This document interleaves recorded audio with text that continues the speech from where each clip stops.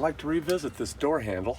Plastic door handles keep breaking. This isn't really the part you need. Just take a look at our video. I'll link it in the description below, and lubricate the inside of that door handle. But it'll be nice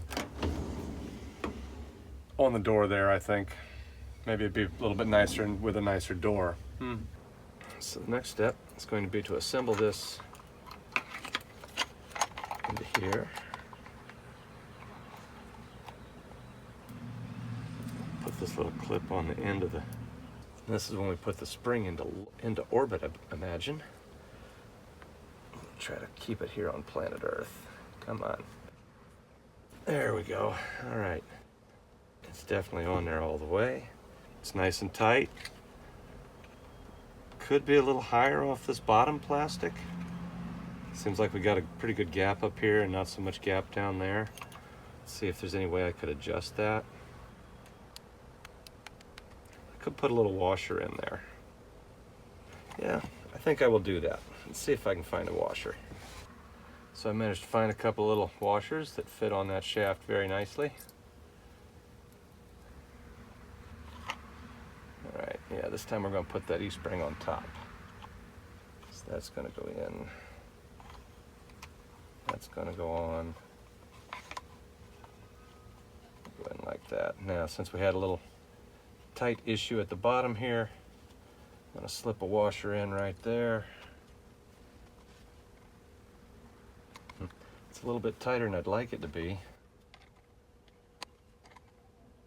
Well, I wish I had a half a washer to go in there.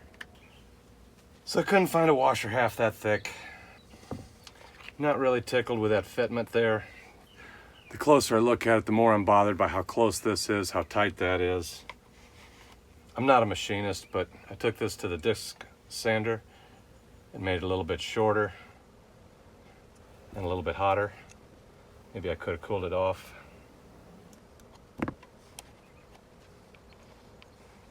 Now this little washer ought to fit in there. That's okay, that's why we got two of them. Looks like we need to take a little more meat off. So as I mentioned before, I'm not a machinist. I don't have the tools to measure this precisely. Sizing it up to a tape measure isn't going to tell anybody anything.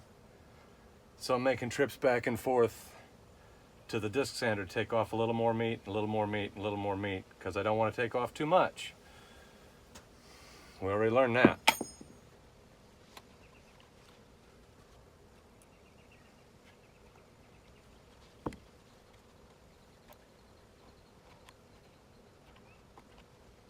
All right, it's in there with a washer at the bottom.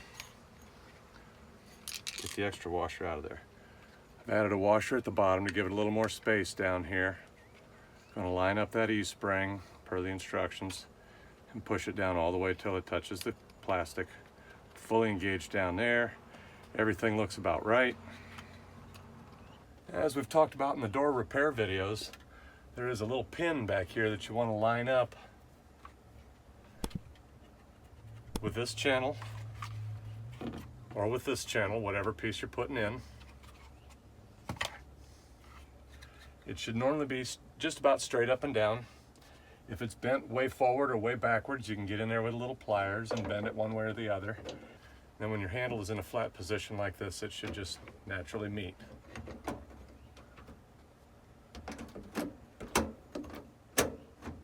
Yeah, okay. Lock the door. Unlock the door, pull it open. Looks like that's going to line up pretty good. Actually, it looks like this handle is flopped out a little bit. If that pin were forward a little too much, that's exactly what that's going to do, is it's going to push your panel out a little bit. You see, it is leaning forward just a little bit. It's not a lot. And on the plastic door handle, that didn't matter one bit. But now that I see the way it's working with this aluminum one, it looks like that needs to be bent back a little bit, so we're going to do that.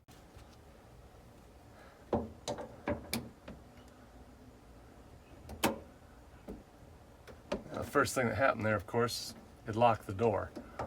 Didn't really bend the pin. Get a hold of it now, give it a little twist.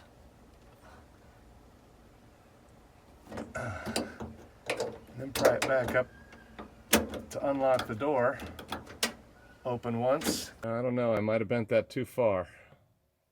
It's almost leaning back now, but it's certainly not leaning forward anymore.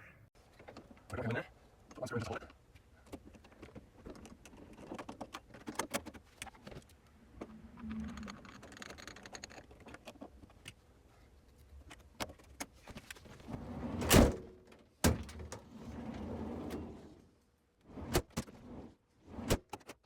And the back doors are open, so it's not going to stay locked. But it obviously works. It is pretty, but it fingerprints faster than the refrigerator with a 4-year-old in the house. We've still got just a little more gap at the top than we do at the bottom, even after I added that 16th-inch washer at the bottom. All in all, I'm pretty happy with it. I'm definitely going to leave this handle on my van. This is my daily driver van, and I'm going to leave it there. This is just a spare part to go in the garage now. If you think you need this door handle, check out a couple of our videos first. 2002 to 2006 sliding door repair, also known as the holy grail of all slider door repairs. And if that doesn't do it for you, more sliding door repairs, T1N Sprinter sliding door repair part 2. That second video looks at balancing the doors, replacing the cable, and spray foaming down inside the door to get that rattle to stop when you close and open the door. I hope you enjoyed the video.